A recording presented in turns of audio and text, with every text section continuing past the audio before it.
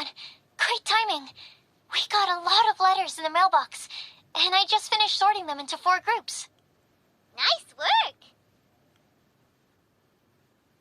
Well, the real work hasn't even started yet. Which batch of letters should we read through first?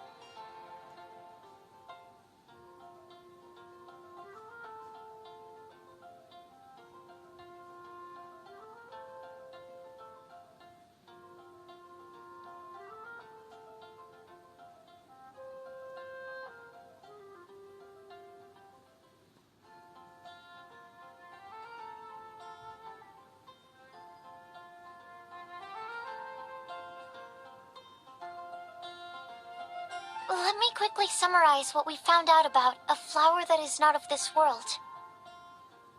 Tainari believes that on closer examination it might be logically paradoxal, while Albedo says that his answer would be better discussed at length in person. As for my answer, I think a clock in the shape of a flower would constitute one that is not of this world. Here's what we've gathered regarding a guide who will never get lost. Mona said that she'd like to join us in uncovering the secret behind the prophecy, while Bennett suggests Fischl, Mona, or the Traveler as potential candidates. Mika didn't submit much, but he did draw a vegetation map for Master Tainari and wrote up a dragon spotting calendar for Saito. Amber also wrote in. She said that she sees herself as nobody's guide, but everybody's friend. As for one who would never lie, Rosaria removed herself from consideration, but both Razor and Sino are willing to support us in our search. Timaeus seems to have forgotten to write to us. And finally, this is what we've gathered on a legend that never ends. Klee said that her mom has a number of friends who like to write storybooks. Lisa believes that legends live forever in people's hearts. I think that for a legend to be never-ending, it has to be filled with hopes and dreams, and actively passed from one person to the next. So, what are the answers to the 4 riddles then? You're really smart, Paimon. I bet you can figure it all out in no time. Or, let's all share our thoughts on what we think the answers might be.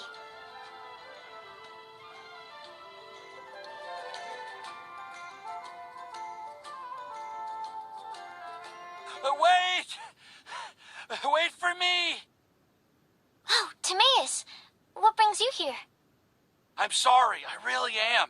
The time just got away from me and I didn't get around to writing that letter. However, I'm happy to announce that I think I can be the one who would never lie. Huh?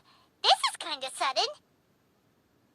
Not that we don't trust you, Timaeus, but, could you elaborate a little after you catch your breath? Of course, of course. Do you still remember the time I, collaborated with a certain Miss Ying-R? Well, basically, she helped me out a lot with my research into potion making once, and, well, we've stayed in touch through letters ever since. Wait, so Ying-R is the girl from Liyue that Sucrose mentioned earlier? We always assumed you were hard at work every time we saw you at the crafting bench. So you've just been writing letters to Ying-R the whole time? No. Well, I mean, not all the time. I've done some work too. And anyway, our correspondence covers a lot of serious topics, like perfumes, potions, alchemy. Anyway, a few months ago, I made a vow to the heavens that I will be true to myself and never utter an insincere word until the day that I've managed to win Miss Ying-R's heart. So, at Star Snatch Cliff, you were picking Cecilia's as a gift for Ying-R? Well, that's right. The Cecilia flower is said to represent a once wayward heart transformed by the power of love. I couldn't think of a better flower to give than that. I know full well that Miss Ying R is far more knowledgeable than I in both the ways of the world and the ways of our craft, but I thought I should make the effort for once and put myself out there.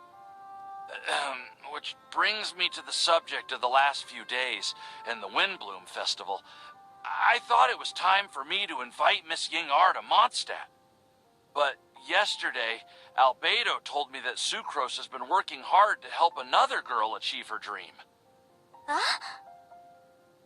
And when I went to take a look at our roster, I saw that she'd done my remaining work for me. I feel incredibly guilty. I've been spending all of my time in my own fantasy world while everyone else has been bending over backwards to help other people. How could I ever hope to be worthy of Miss Ying R's love if I'm so selfish? Oh, Timaeus. And that's why I've decided to join you. But then what about Ying R? Yeah. Haven't you been planning this for over a month now? You said you were going to invite her to Mondstadt. Well, yes, I did mention in my letters that I'd like her to visit, which is why I just sent her another gift with my hand-picked Windblooms, along with a handwritten letter. I explained that a matter of great importance has presented itself to which I must devote my full attention for the time being. As soon as it's resolved, I'll make haste to Liyue to pick her up in person. I made sure to package the gift and letter with the greatest care. All I can do now is hope that she'll understand. Point being, please know that I sincerely want to support you in this endeavor. Plus, I think I'm an honest person. As far as I recall, I don't think I've told a single lie in my life. Well, you certainly convinced Paimon with that speech. Don't worry, Timaeus. We won't let your determination go to waste. Thank you, Timaeus. Ah, thank you, everyone. I promise to do everything I can to help. Okay, so it looks like we found our one who would never lie.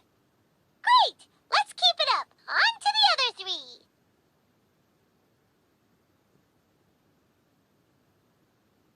Okay, Paimon will do the honors. Ahem. We have with us here the flower, the guide, the legend, and Timaeus. Huh? Why did you only say Timaeus' name? You should say my name, too. All right. We also have Klee.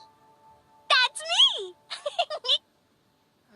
With Klee here, this all somehow feels like we're getting ready for a field trip. There's nothing wrong with a more relaxed atmosphere, is there? Of course. We will soon see if my hypothesis has any merit. Actually, I'm still feeling a little nervous. Me too.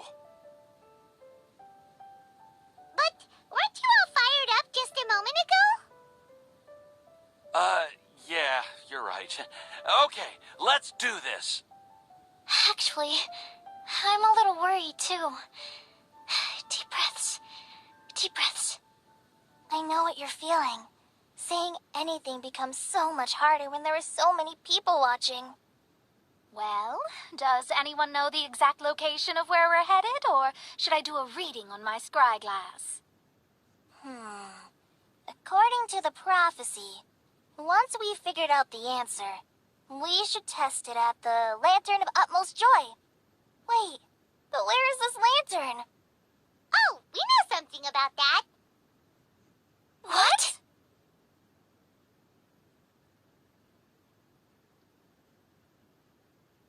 Wow, that's amazing. You really know how to do everything under the sun. Then we'll let you lead the way. This is it. We're off to find the sacred location of the Lantern of Utmost Joy.